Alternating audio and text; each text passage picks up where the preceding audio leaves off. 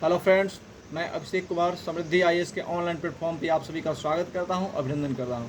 दोस्तों, NR update के अभ्यर्थियों के लिए एक बड़ी बात है, एक बड़ी खुशखबरी, एक बड़ा अपडेट है जिसको लेकर के मैं आप सभी के सम्मुख जो है दोस्तों आया हूं। दोस्तों, कल हमारी टीम के लोगों ने जो है जितने भी लोग जो है एनआर अपडेट के मान्यता के लिए प्रयास कर रहे हैं, सुप्रीम कोर्ट में केस लड़ने जा रहे हैं और एक दूसरे का सहयोग कर रहे हैं, इन सब लोगों से जो है हमारी टीम के लोगों ने बात की और वहाँ से क्या अपडेट निकल कर के आया है इसके बारे में हम दोस्तों जो है बात करेंगे और आपको बताएंगे कि किस प्रकार से किस एडवोकेट को लेकर के हमारी टीम, हमारे जो एनआर अपडेट के अभ्यर्थी है वो कोर्ट जा रहे हैं और 29 जुलाई को जो वहाँ पे जो सुनवाई होगी उसमें किस तरह से जो है अपनी बातों को रखा जाएगा, कौन कौन से तथ्य रखे जाएंगे, इस हर एक पॉइंट पर जो है दोस्तों हम बात करना चाहते हैं। तो सबसे पहले अगर आप इस चैनल पर नए विजिट कर रहे हैं तो इस चैनल को सब्सक्राइब कीजिए, लाइक कीजिए, कमेंट कीजिए और ज़्यादा से ज़्यादा शेयर कीजिए कि एनआर अपडेट मान्यता को लेकर के जब भी कोई नया अपडेट आए तो सबसे ऑथेंटिक खबर सभी से शीघ्रता से जो है आप तक पहुँच पाए।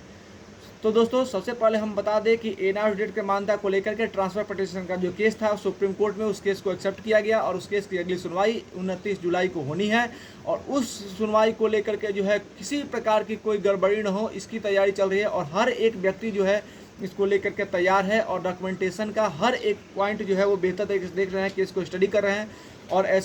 और उनसे बातें होने पे ये पता चली कि एक बेहतर एडवोकेट को यानी कि वरिष्ठ वकील को लेकर के जो है वहाँ पे जाने की जो है बातें की जा रही है। अब देखना है कि ये वरिष्ठ वकील कौन होते हैं जिनके सहारे, जिनको लेकर के जो है हम वहाँ पे जाएंगे, क्योंकि हर एक बड़े वकील से जो है बातें चल रही हैं, क्योंकि अब यहाँ पे गलती की कोई गुंजाइश नहीं है, गलती करने की संभावनाएं नहीं है, तो इसलिए बेहतर एडवोकेट को लेकर के ही वहाँ जाना होगा। और इसको लेकर के रोड मैप जो है दोस्तों तैयार हो गया है कि किस प्रकार से जो है एनआर अपडेट के अभ्यर्थियों को मान्यता दिलानी है। तो आप सभी को बताऊं कि अब सारा मामला जो है वो एडवोकेट पे है और एडवोकेट को लेकर के तैयारी चल रही है और संपर्क किया जा रहा है। जैसे ही कोई वरिष्ठ वकील हमारे साथ संपर्क करते हैं और वो अगर अवेलेबल होते हैं तो उनके साथ जो है वो सुप्रीम कोर्ट जाया जाएगा।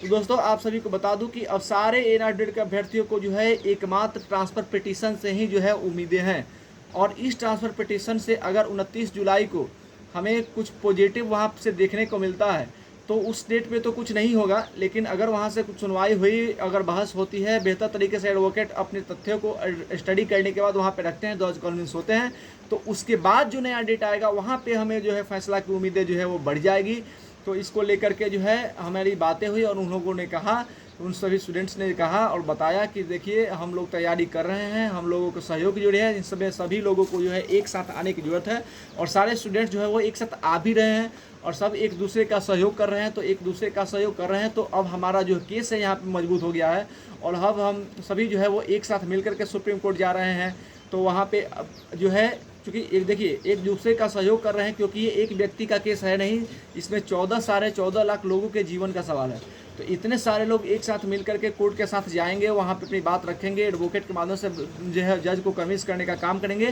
तो जज जो है इस बात को जरूर सुनेंगे कि 14 लाख अभ्यर्थियों का जो है वो जीवन यहाँ पे दांव पे लगा हुआ है और ये तो अपने से किए नहीं है, यहाँ पे कहीं ना कहीं जो है एनसीटी की गड़बड़ी के कारण जो है इनको खामियाजा भुगतना पड़ रहा है। तो ये सारी बातें जो है एडवोकेट को समझाया गया है और एडवोकेट जब इस बात को बेहतर तरीके से कोर्ट के समक्ष रखेंगे तो निश्चित रूप से जो है कोर्ट हमारी बातों को सुनेगा और वहाँ से जो है वो हमें मौका मिलेगा। क्योंकि पिछली सुनवाई पे जहाँ से केस को जो है वो रद्द किया गया था, मतलब यानी कि डिस्पोज किया गया, तो कहा गया था कि हाई कोर्ट के रास्ते आप आइए, तो वहाँ पे भी जो है जस्टिस सीमा कोर्ट ने कहा था कि इसके बाद अगर आप आते हैं तो इस केस को जो है बेहतर तरीके से सुना जाएगा, क्योंकि वे में आइए और अगर जरूरत पड़ी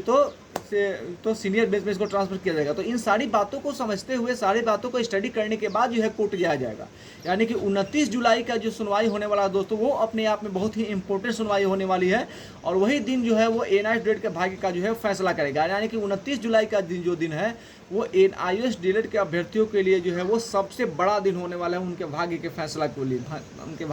के लिए। तो दोस्तों, इन सबके 14 जो एनआईएस के अभ्यर्थी हैं उन सबकी निगाहें जो है वो 29 जुलाई पे है कि उस दिन किस तरीके से जो है इस बात को रखा जाता है और किस तरह से जज जो हमारे बात को कन्विंस होते हैं या नहीं होते हैं, या किस तरह से वहाँ पे जो है हमारा एडवोकेट बात को रखता है और जज को कन्विंस करता है और वहाँ से क्या फैसला जो है आता है। तो मैं एक बार फिर से आप सभी को यही कहूँगा कि आप सभी लगातार गॉड से प्रे कीजिए कि 29 जुलाई का जो दोस्तों सुनवाई होगा वो हमारे हक में हो और वहाँ से पॉजिटिव चीज़ें हमारे निकल के आए और एनआईएस डीएलएड के अभ्यर्थियों को मान्यता मिले। इसके लिए हम लोग लगातार प्रयासरत हैं, प्रयास करते रहेंगे दोस्तों। धन्यवाद।